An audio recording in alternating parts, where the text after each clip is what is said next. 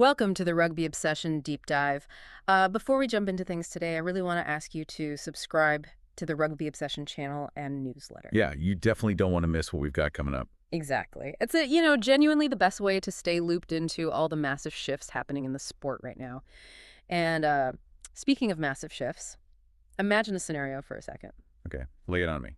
A player commits a completely reckless high-speed tackle, right? Catches his opponent flush on the jaw. Ouch. Yeah, worst case scenario. Right, and he gets ejected, sent off the pitch in total disgrace.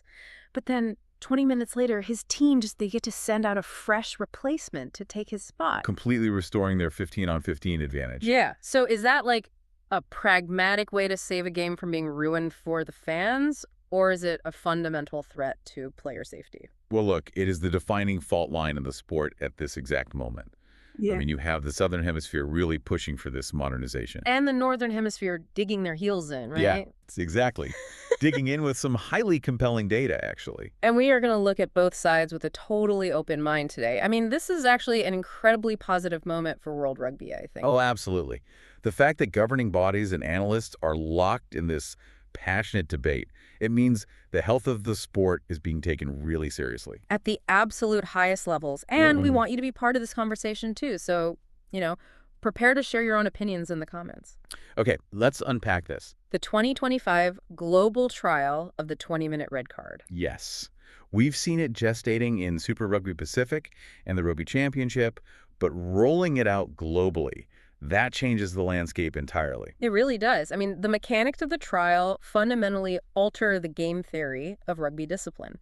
Under this system, the offending player is still disqualified for the rest of the match. Right, they don't get to come back. No, they're gone.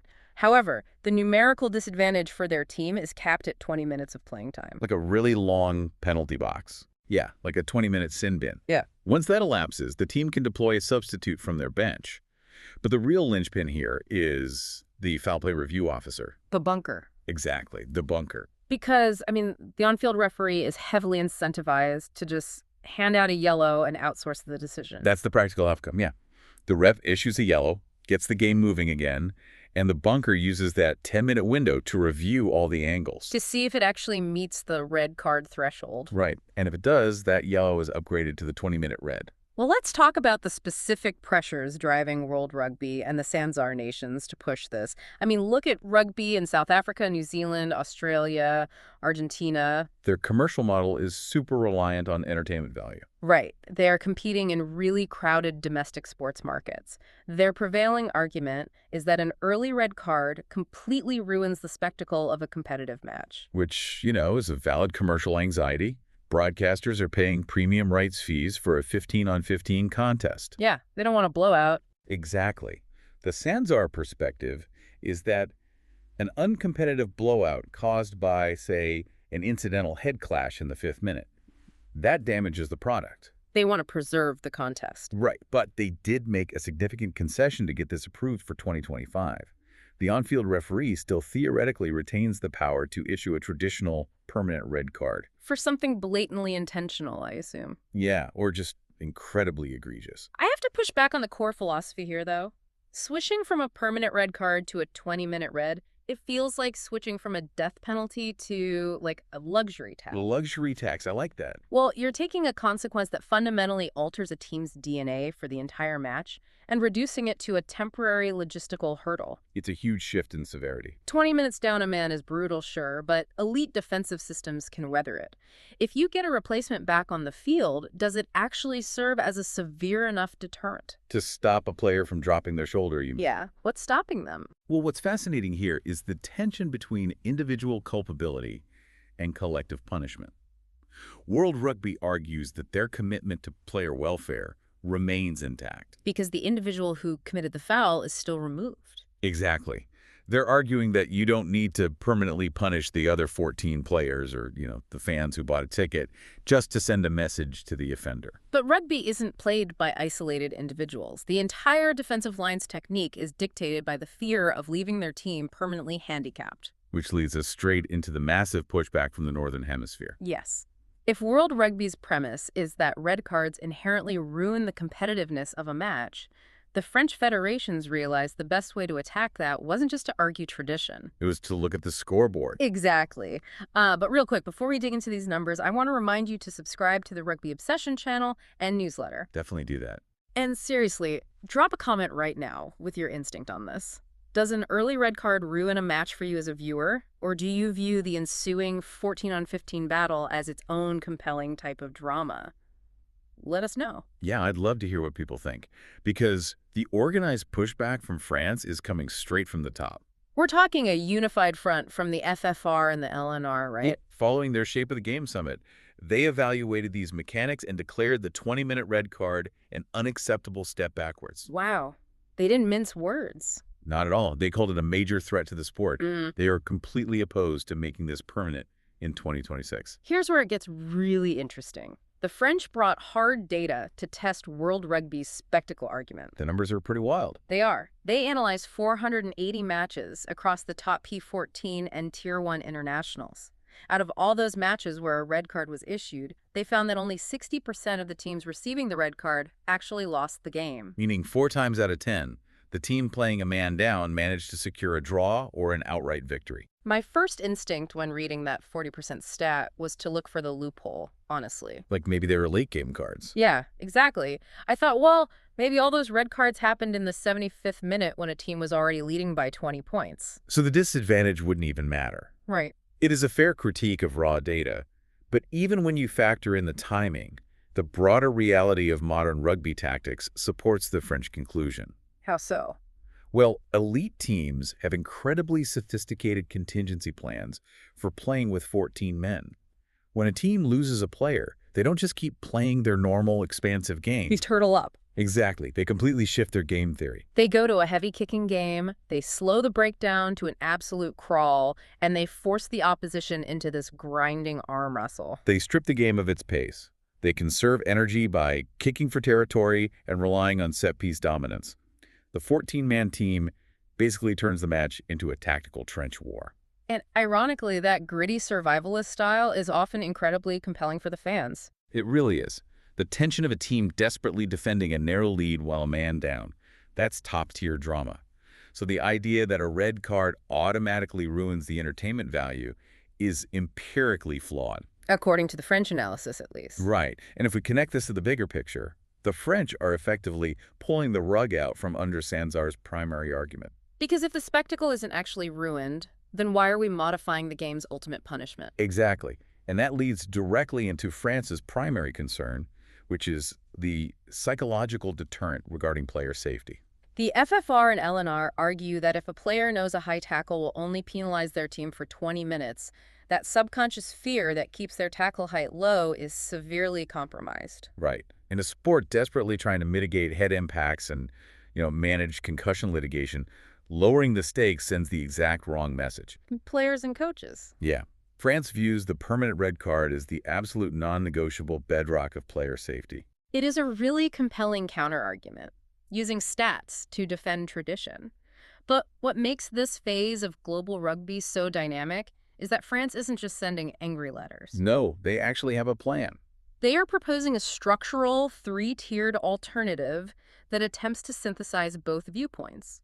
They looked at the bunker system and said, fine, keep the review, but change the implementation. Right. Their proposal retains the 20-minute disadvantage, but completely overhauls the branding and the deployment.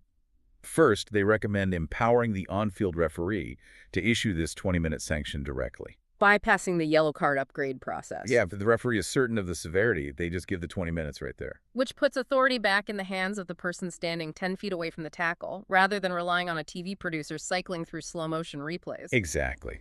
Second, they demand that the bunker retain the absolute power to issue a permanent red card upon review. But the third pillar of their proposal is just a masterstroke of sports communication. Strip the word red from the 20-minute sanction entirely. Yes. They are proposing the introduction of an orange card. I look at this orange card proposal and I have to wonder, does adding a third color to the referee's pocket overcomplicate the visual language of the game for a casual viewer? Or does it clarify it? Right. Or does it finally provide the clarity we've been missing? Because right now, telling a new fan, he got a red card, but don't worry, it's just a temporary red card, is an absolute mess of terminology. This raises an important question about how administrative clarity impacts the perception of the sport. We rely on visual shorthand. Yellow means caution, Red means stop. completely and permanently. Jamming a 20-minute replacement rule into the red category dilutes the historical weight of a red card. So the orange card provides a highly logical escalation of punishment. Yellow is 10 minutes in the bin. Orange is 20 minutes with a replacement. Red is permanent expulsion. It creates a clean, graduated scale of consequence. It allows the sport to implement a middle-tier sanction for reckless play that perhaps doesn't warrant destroying a team's chances. While fiercely protecting the sanctity and the terror of the true, permanent red card for blatant foul play. And France is putting their own domestic product on the line to prove their commitment to this safety philosophy. They aren't just dictating terms to World Rugby. No, they are ending their own massive domestic law trial to align with this approach. Right. Since 2018, the French domestic leagues have allowed teams to make up to 12 tactical substitutions per game, even though the bench size remained at 8 players. Meaning players could be subbed off and later returned to the pitch for tactical reasons.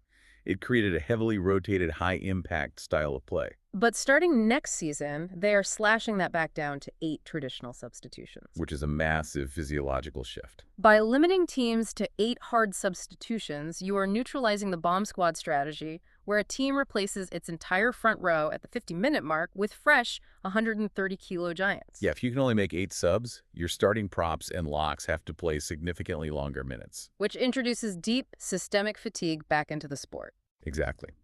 When tactical rotations are limited, the game shifts from a sequence of explosive collisions by fresh athletes back to an aerobic endurance contest. And that fatigue directly correlates to the red card debate. It absolutely does. When players are exhausted, when that lactic acid builds up in the 70th minute and they have dead legs, their tackle technique degrades. They stand taller. They don't bend at the waist. Right. And that upright posture is exactly what causes head-to-head collisions and triggers bunker reviews. So the French federations are essentially engineering a safer game from the ground up. By forcing players to play longer minutes, the athletes will naturally have to drop some bulk to survive. Lowering the overall impact forces in the tackle. Combine that with the absolute deterrent of a permanent red card, and you have a cohesive, holistic strategy for mitigating head injuries. Right. Rather than just tinkering with the color of the cards. It is an incredibly sophisticated approach to the law book. You really have 2 fundamentally different visions for the future of the sport colliding here. You really do. On one side, you have the Sanzar nations backing the 20-minute red card trial to protect the broadcast spectacle, arguing that you can punish the player without punishing the game itself. And on the other, you have the French establishment utilizing a massive data set to prove that 14-man teams can still compete. Demanding that the permanent red card remain the ultimate psychological deterrent and offering the orange card as a pragmatic compromise. It's going to be a defining era for the sport, and the global trial over the next year is going to provide the ultimate testing ground. Which side are you on? After looking at the broadcast pressures, the French data, and the physiological impact of fatigue, are you team 20-minute red or are you team orange card? We want to hear your analysis. Yes, please leave your thoughts in the comments. Let's keep this debate rolling. So, what does this all mean? I want to leave you with a final thought to chew on as we watch this 2025 trial unfold. Go forward. If the bunker ultimately retains the power to issue a permanent red card anyway, is the introduction of an orange card a genuine revolution in how we manage player safety and game theory? Or is it simply a very clever, politically savvy rebranding exercise designed to give both hemispheres a perceived victory before the final law book decision in 2026? That is the million-dollar question. Think about it the next time you see a referee reach into their pocket. Remember to subscribe to the Rugby Obsession channel and newsletter so you don't miss our upcoming deep dives into the changing tactical landscape of the game. Thank you for listening to the Rugby Obsession Deep Dive, and we'll look forward to you listening to our next episode.